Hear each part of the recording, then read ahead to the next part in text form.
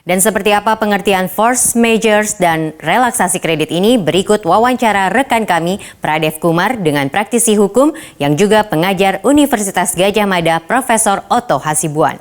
Ya, memang Kepres nomor 12 tahun 2020 ini sudah menyatakan bahwa COVID-19 ini merupakan bencana non alam dan sebagai bencana nasional. Nah, kalau Anda tadi bertanya tentang bagaimana itu kaitannya dengan force majeure, ini perlu mendapat penjelasan pada masyarakat karena banyak sekali orang yang keliru seakan-akan menganggap bahwa apakah Kepres ini sendiri bisa dipakai sebagai alasan force majeure atau apakah dengan demikian jadi hutang nggak perlu dibayar, kan kira-kira begitu. Nah, perlu kita lihat sebenarnya kalau COVID-19-nya sendiri secara umum itu tidak bisa dinyatakan sebagai force majeure. Tapi ketika adanya wabah ini, COVID-19 ini, pemerintah sudah menyatakan bahwa ini adalah bencana nasional dan diikuti oleh peraturan pelaksanaan lainnya, termasuk adalah pemerintah daerah melarang orang melakukan suatu kegiatan untuk berkumpul, melaksanakan suatu usaha, maka ini tentunya berpotensi untuk dikatakan sebagai force majeure. Jadi wabahnya sendiri nggak force majeure karena orang mau kena wabah, orang bisa aja jalan kemana, bisa aja orang bekerja dan sebagainya. Tapi ketika itu orang dilarang untuk melakukan suatu pekerjaan, artinya orang itu tidak bisa melakukan suatu kehendaknya di luar kemampuannya sendiri, baik itu karena keadaan administratif, maupun karena bencana alam, maupun bencana non alam, maka dalam keadaan seperti ini, kalau hal ini membuat dia tidak mampu lagi melakukan suatu kewajibannya atau kegiatannya, maka dia dapat dikatakan bahwa sudah terjadi keadaan force majeure pada situasi pada saat itu. Gitu. Jadi force majeure ini perlu saya jelaskan dulu ya, bahwa force majeure itu ada dua di dalam hukum. Ada force majeure yang sifatnya absolut, ada force majeure yang sifatnya relatif. Yang absolut ini maksudnya adalah bahwa keadaan itu langsung tidak mungkin bisa dilaksanakan lagi karena secara natural itu tidak mungkin dilakukan. Contohnya umpamanya ada seorang penyanyi kontrak kerja dengan seorang produser umpamanya, tiba-tiba penyanyinya mati, kan nggak mungkin kewajibannya dilaksanakan lagi untuk bernyanyi. Nah, itu keadaan yang absolut namanya. Atau saya menyewa rumah, kemudian rumahnya musnah, terbakar, habis. Nah, apalagi yang mau disewa, kan habis, absolut itu namanya. Tapi kalau keadaan yang lain, sebenarnya mungkin bisa dilakukannya pekerjaan itu, tapi karena keadaan sesuatu hal, maka dia tidak mungkin melaksanakannya lagi, ya. Dan kalau dilakukannya itu pengorbanan yang terlalu besar, maka ini dapat dikatakan sebagai keadaan memaksa. Contoh umpamanya, ada orang melakukan pekerjaan borongan, membangun suatu rumah, ya kan? Tiba-tiba ada keadaan seperti ini, pemerintah Pak Gubernur mengatakan tidak boleh berkumpul. Ya otomatis kan si kontraktor kan tidak bisa mengerjakan pekerjaannya tepat waktu sebagaimana diperjanjikan. Nah, keadaan ini kalau dipaksakan itu kan pasti maka akan sulit kan, dia akan mendapat sanksi.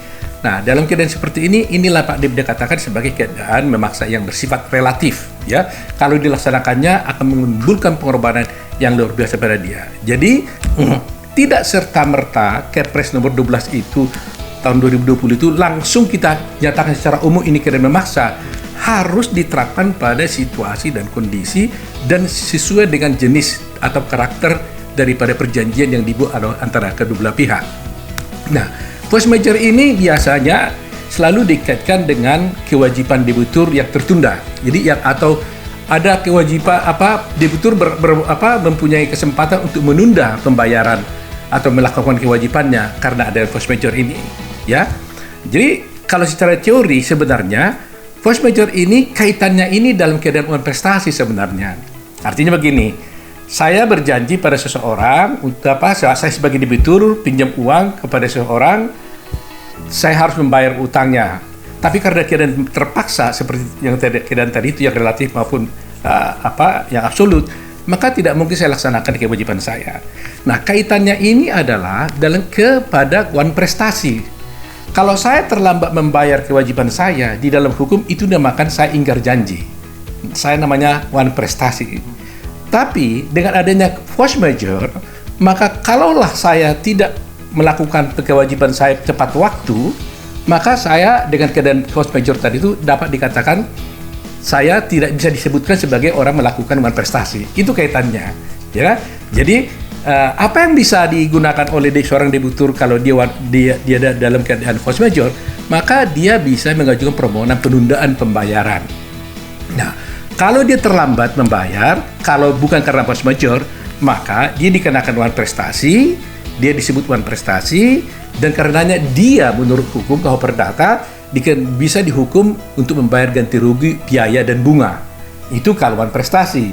Tapi kalau dengan keadaan force majeure, maka ganti rugi biaya dan bunga itu bisa dimintakan dihapus karena keadaan tidak memaksa sampai keadaan force majeure-nya itu selesai. Nah, lantas orang bertanya, kalau gitu saya bisa nggak bayar utang nggak? Oh, nggak bisa. Utang tetap dibayar. Sampai mati tetap juga harus dibayar. Wali warisnya pun yang punya utang harus tetap membayar hutang gitu loh. Jadi jangan sampai ada pemikiran yang keliru di masyarakat seakan-akan keadaan COVID-19 kita berbondong-bondong nggak mau bayar utang. Oh tidak, tetap Anda harus bayar utang, tapi Anda dalam situasi tertentu bisa menunda kewajiban membayar sampai force majeure itu selesai. Itu yang harus dipahami oleh masyarakat. Jadi jangan sampai ada kekeliruan bagi masyarakat di sini namanya. Sebenarnya nggak perlu ada kekacauan ya, karena kejadian-kejadian seperti ini sudah banyak terjadi sebenarnya ya di dalam praktek ya. Ada orang yang mengatakan bahwa perlu pemerintah membuat kepres ya. Ada yang mengatakan begitu, saya lihat, untuk menyatakan apakah ini keadaan force majeure atau tidak. Saya pikir itu nggak tepat.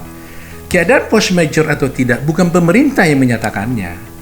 Force majeure atau tidak itu natural yang terjadi, itu hakim yang menyatakan apakah betul keadaan ini sudah merupakan keadaan memaksa, force majeure atau tidak. Jadi bukan karena pemerintah mengatakan bahwa ini adalah force majeure. Nggak bisa begitu. Yang bisa dilakukan oleh pemerintah adalah ini adalah bencana nasional, darurat kesehatan, ya kan? Nah, ini namanya bencana non alam, ya kan? Karena alam kan gunung meletus, kalau ini kan wabah non alam namanya gitu loh. Jadi tidak bisa pemerintah menyatakan itu, tapi keadaan itu sendiri. Nah, di dalam praktek hukum banyak sekali kejadian-kejadian sekarang yang berkembang. Apakah keputusan administratif dari pemerintah itu dapat dikatakan suatu menjadi force majeure atau tidak?